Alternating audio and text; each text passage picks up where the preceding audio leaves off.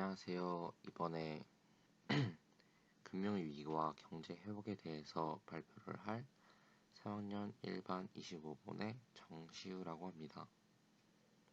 그럼 이제 발표 시작해 보겠습니다. 먼저 이번 수업의 목차로는 첫 번째로 수업 목적에 대해서 설명할 것입니다. 그리고 그 다음으로 금융위기의 정의와 금융위기의 원인을 살펴보아서 금융위기가 무엇인지 알아볼 것입니다. 그리고 그 다음으로는 경제회복의 정의, 경제회복의 영향에 대해서 알아봐서 경제회복이란 어떤 것인지에 대해서도 알아볼 것입니다. 그리고 난 다음에 우리나라의 금융위기 중인 하나였던 IMF에 대해서 설명을 하여서 이 IMF의 원인, 이 IMF의 경제적인 영향에 대해 살펴봐서 금융위기와 경제회복에 대해서 더 잘 이해할 수 있도록 할 것입니다. 그 다음으로 우리나라의 경제 회복과 여러 해결 방안에 대해서 설명을 해서 경제를 회복하는 해결 방안에 대해서 알고 살펴볼 것입니다. 그리고 그 경제 회복의 해결 방안 중 하나였던 금모으기 운동 등을 살펴보아서 설명을 할 것입니다. 그리고 마지막으로 결론을 말하고 발표를 마치겠습니다.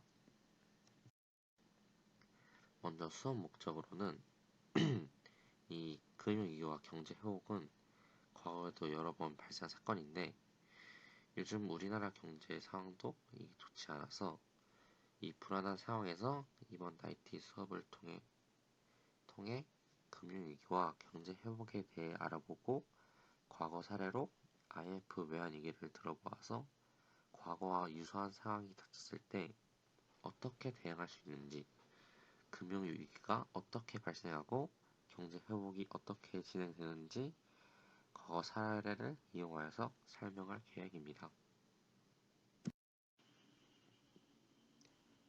그럼 이제 금융위기가 무엇인지에 대해서 살펴보겠습니다. 이 금융위기란 심각한 경제 불안정, 시장 혼란 및 광범위한 재정적 어려움을 징후로 하는 국가 내 또는 전 세계적으로 금융 시스템의 심각한 혼란 또는 붕괴를 의미합니다.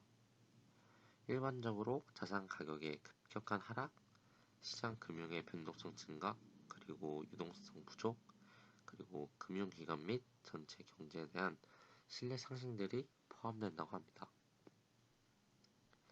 이 금융위기의 원인으로는 과도한 위험 감수, 투기적 거품, 그리고 지속 불가능한 수준의 부채, 그리고 부실한 규제 감독, 그리고 시스템 실패와 외부 충격과 같은 다양한 원인을 가질 수 있습니다.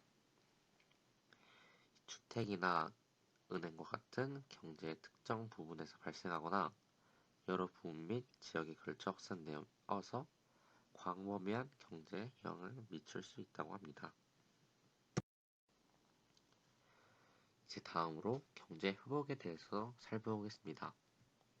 경제 회복이란 경제 침체 또는 경제 하락 이후 경제가 힘을 회복하고 양적 성장을 추구하는 단계를 말합니다. 이는 하락세 동안 경험한 부정적인 경제 트렌드가 반전되어서 경제 지표들이 점진적으로 개선되어 가는 과정을 의미합니다.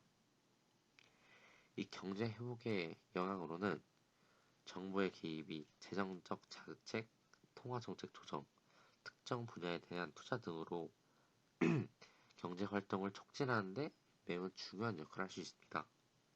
그리고 수요가 증가함에 따라서 기업들은 회복되어 생산, 취업, 투자가 증가하게 됩니다.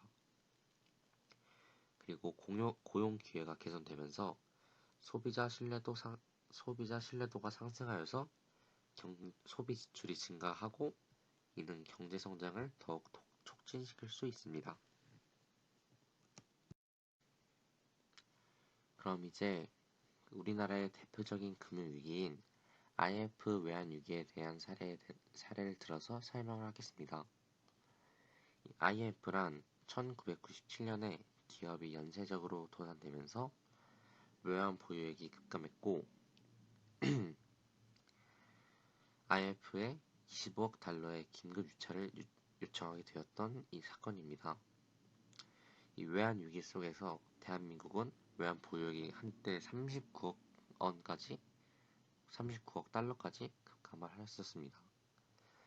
그래야 해서 IMF에서 195억 달러의 구제 금융을 받아서 그 이후 한국 경제는 IMF가 요구하는 경제 체제를 수용하였고, 그 요구에 따라서 대대적인 국가 경제 구조 조정이 시작되었습니다.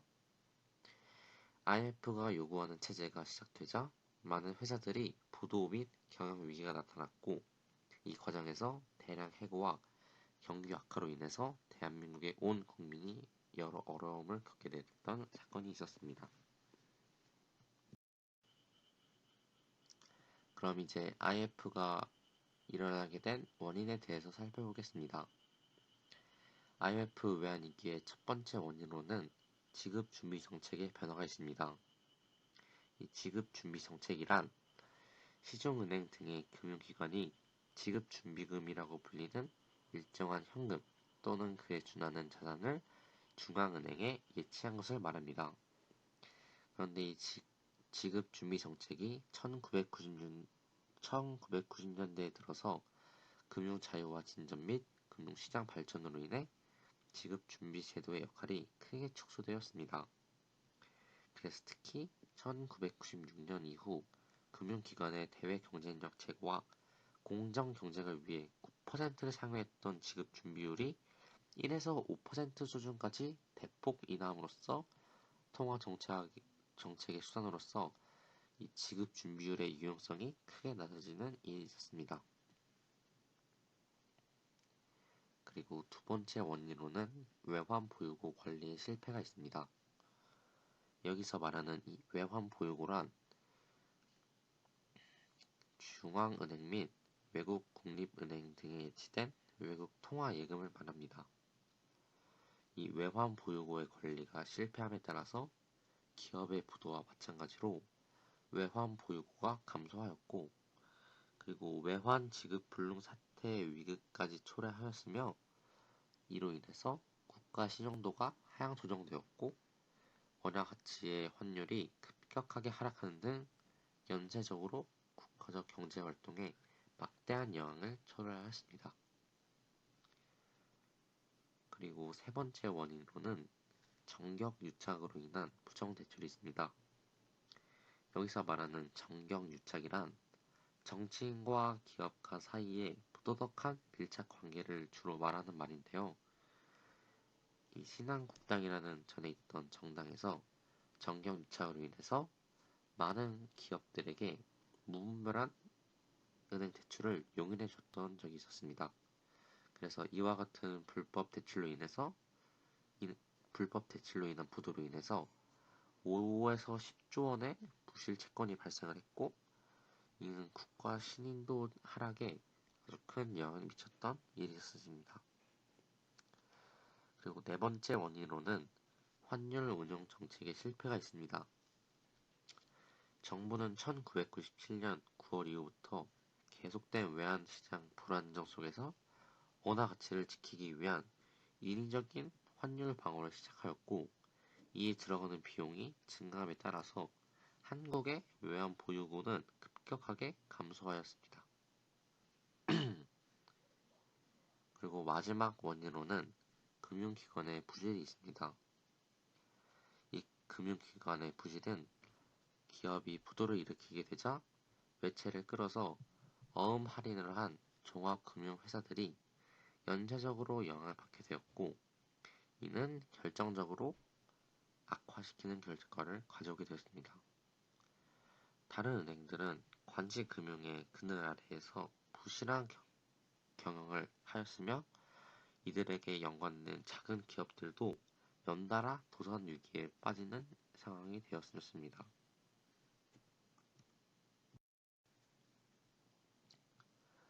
그럼 이제 우린 IMF 외환위기의 영향에 대해서 살펴보겠습니다. IMF 외환위기의 첫 번째 영향으로서는 금융 시스템 붕괴와 경제 위축이 먼저 있습니다. 금융 시스템 붕괴와 경제 위축은 부채와 채권의 부족으로 인해서 많은 기업과 금융기관이 파산하거나 부도에 처해서 경제 위축이 발생하게 된 사건을 말합니다. 그리고 두 번째 영향으로는 환율과 외국인의 투자가 감소하게 되었다는 영향이 있었습니다. 이 IMF 이후 위기로 인해서 대한민국의 원화의 가치는 계속 하락하였습니다.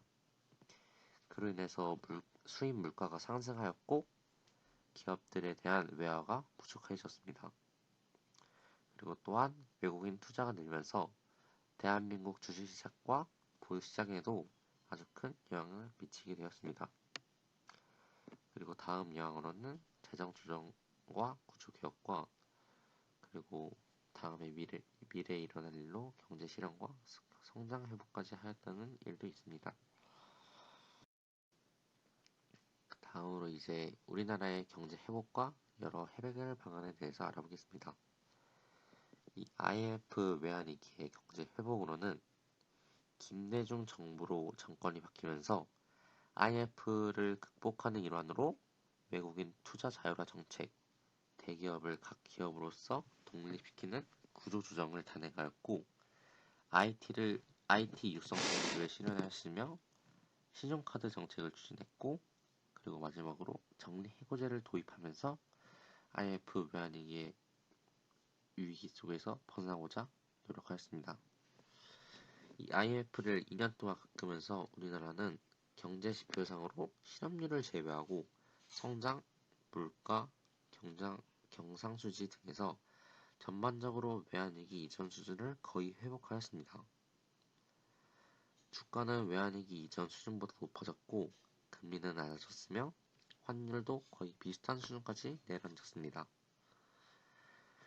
이 IMF 외환위기의 영향으로 1998년에 급속하게 내수가 위축되면서 큰 폭의 마이너스 성장을 기록하였지만 1999년에 들어오면서 다시 예상보다 훨씬 빠른 회복 속도를 보이면서 경제를 회복해 나가면서 IMF를 극복하여 나가였습니다. 여기 보이는 왼쪽 그래프가 경상수지의 성장 그래프를 보여준 것이고 가운데 그래프가 외환 보유 수치가 점점 늘어나는 것을 보여주는 것입니다.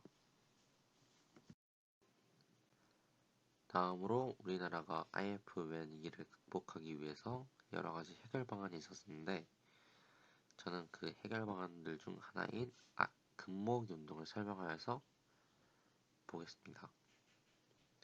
이 금모으기 운동이란 온 국민들이 대한민국의 부채를 갚기 위해서 국민들 자신의 소유하던 금을 나라의 자발적인 희생정신으로 내놓는 운동이었습니다. 이것은 1998년 1월 6일에 KBS에 의해서 금모으기가 전개되면서 국민들이 자신이 소유하던 금을 희생정신으로 내어놓은 운동입니다. 이때 대한민국 외환부채가 약 304억 달러에 이르렀지만 전국 누계 약 351만 명이 참여한 이 운동으로 인해서 18억 달러의 어치의 약 227톤의 금이 모였다고 합니다. 따라서 2년 만에 외환위기 이전 수준을 회복하였고 예상보다 훨씬 더 빠른 회복 속도를 보이며 경제를 회복하여 나갔습니다.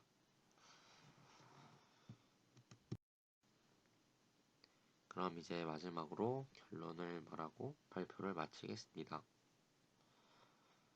지금까지 금융위기의 정의와 금융위기의 원인, 그리고 이러한 금융위기를 해결하기 위한 과정인 경제 회복을 살펴보았으며 이에 대한 예시로 한국의 IMF 외환위기를 들어서 금융위기의 심각성과 그에 대한 해결 방안으로 금모으기 등의 방법 등에 대해서 알아보았습니다.